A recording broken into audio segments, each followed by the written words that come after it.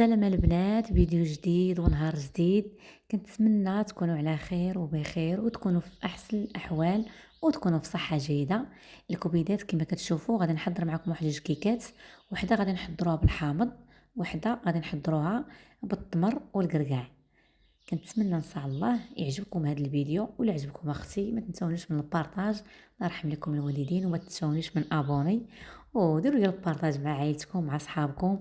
الله يسهل عليكم اخوتي. دابا غادي ندوزو ان شاء الله المقادير. عندي واحد العصره تمرات كنديرو في نص كاس ديال الماء. كنسال عليهم فوق البوطه حدايا غيطيبوا على جنب. صافي ودابا غادي ندوزو الكيكه ديالنا ولا المقادير ديالنا. عندي 4 البيضات، غادي ندير نص كاس ديال السنيده ولا السكر حبيبات، غادي ندير قبيصه ديال الملحه، وغادي نطحنوا الخليط ديالنا. نطحنوه مزيان حتى ما يبقاش داك البيض يبقى لنا صفر.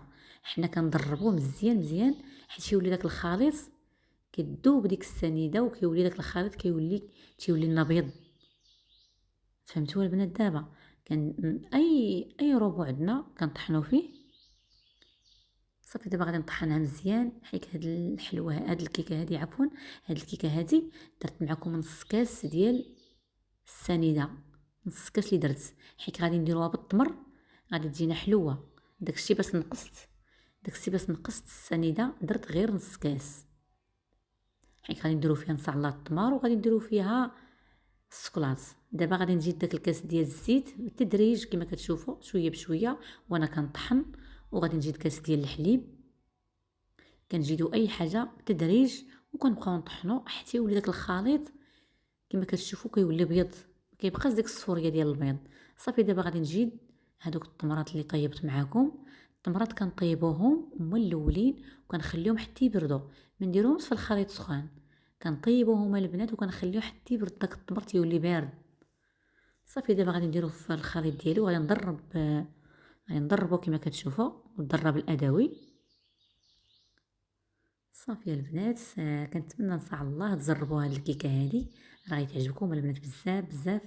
غادي ندير واحد المعلقه ديال القرفه والدقيق على حسب الخليط. الدقيق تنبقاو نجري شويه بشويه وحنا كنضربو.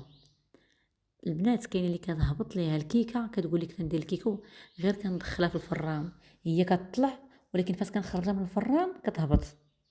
البنات فاش كنكونوا كنديروا الدقيق بحال هكا وكنخلطوا، حنا كنديروا في الدقيق وحنا كنضربوا وكنديروا واحد الحرف عاب داك الضراب.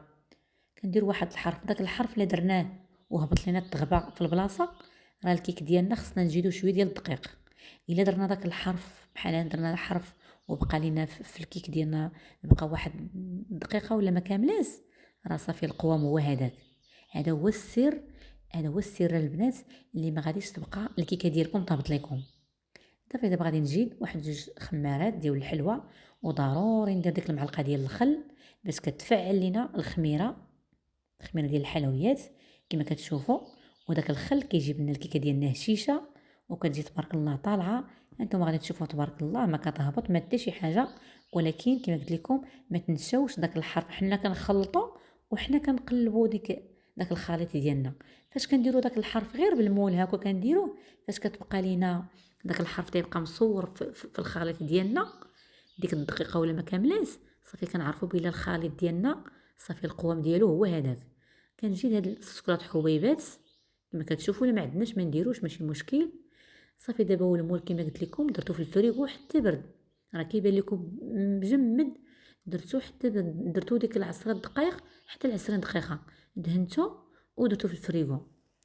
كنسبق انا المول هو الاول، عاد كنجي نخلط الكيكه ديالي.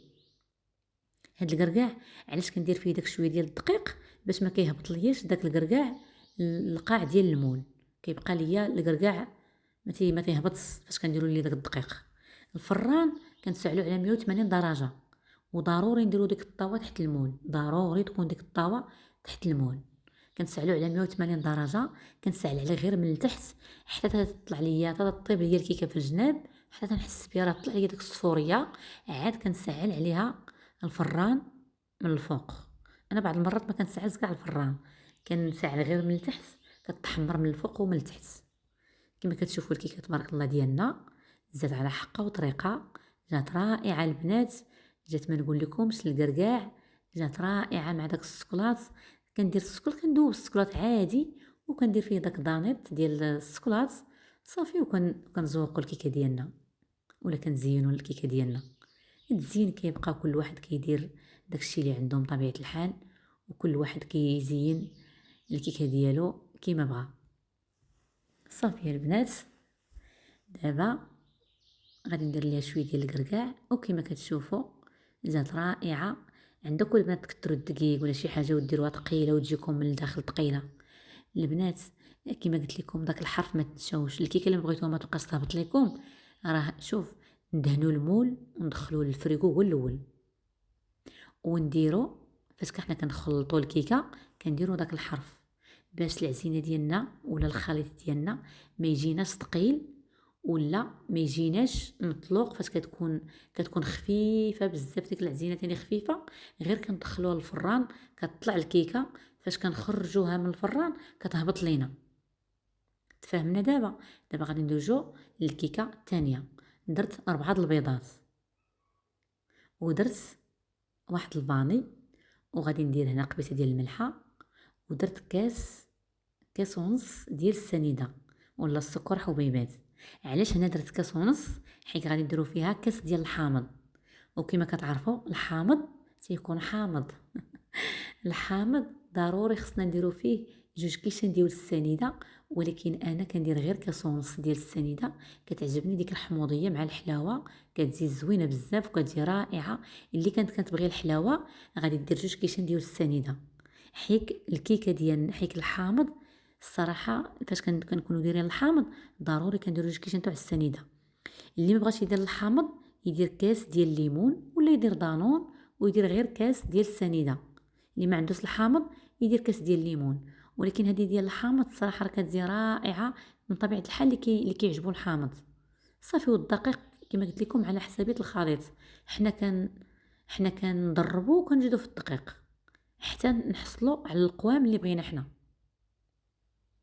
والكيك ديالنا راه انا كنعتمد على داك الحرف كما قلت لكم، انا كنخلط وانا كنرد البال. انا كنجي في الدقيق وانا كندير داك الحرف.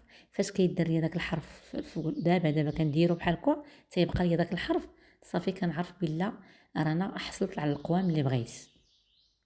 الا داك الحرف درتو وتغبى في البلاصه تمحى، ضروري خصني نزيد شويه ديال الدقيق. تفاهمنا البنات؟ كنقول لكم تفاهمنا باش زعما واش صافي سمعتوني؟ صافي راه باش نعطيكم ما كنبغيكم ديروا شي حاجه اللي تجيكم هي هذيك. حتى شي وحده ما تقول لي رحمه راه الحاجه ما صدقات لياش ولا. والله يا اختي لا كنعطيكم شي حاجه اللي من اعماق قلبي.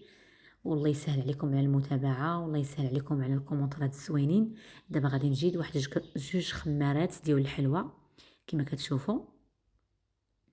غادي نزيد واحد المعلقه ديال الخل. فاش كنديروا الخميره ضروري نخويو فوق الخل. انا حتى خلطت الخميره عاد فكرت الخل. صافي، وغادي نزيد واحد القصور ديال الحامضه كما كتشوفوا. صافي، وكنضرب الخليط ديالي، نضربو بالضراب ولا نديرو الضراب الادوي بحال البنات. صافي، دابا كما قلت لكم المول ما تنساوش فاش نبغيو نديرو الكيكه كنسبقوه هو الاول، كندهنو بشويه ديال الزيت ولا شويه ديال الزبده وكندخلوه للفريغو. وفاش كنبغيو نديرو الكيكه ديالنا فاش كنكملوها صافي كنخرجوه. كما كتشوفوا القوام ديال الكيكه هو هذا. هانتوما راه ما ثقيل بزاف ما خفيف. الكيكه ديالنا تبارك الله طابط على حقه وطريقه. كنسعل الفران غير من التحت البنات على 180 درجه. لا عندنا البوطه ديال الغاز كنسعلو كنقصوا ليها البوطه بحال السميعه. الا كان عندنا البوطه ديال الغاز ضروري كنقصوا ليها مزيان صافي، وكنشدو عليه وكنخليوها طيب بالمال.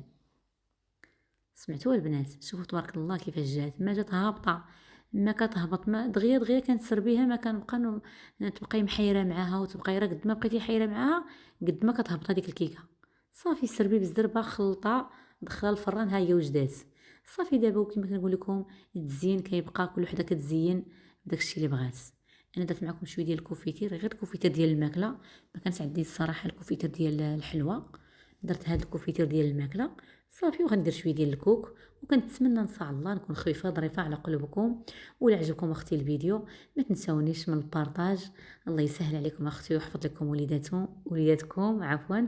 الله يسهل عليكم اخوتي، والله يرحم لكم الوالدين على الكومنتات الزوينين وعلى الهضره الزوينه ديالكم. وعيدكم مبارك سعيد، والله يدخل عليكم بالصحه وراحه البال مره اخرى. والله يحفظ لكم وليداتكم ويخلي لكم معز عليكم الكبيدات. ايوا الكيكه ديالنا تبارك الله انا غادي نقطعها معكم وغادي تشوفوا كيفاش جات. كنتمنى ان شاء الله هذا الفيديو رانا غادي نلوحو لكم ان شاء الله اليوم مع الصباح، باش اللي بغات دير الكيكه غادي ديرها ان شاء الله.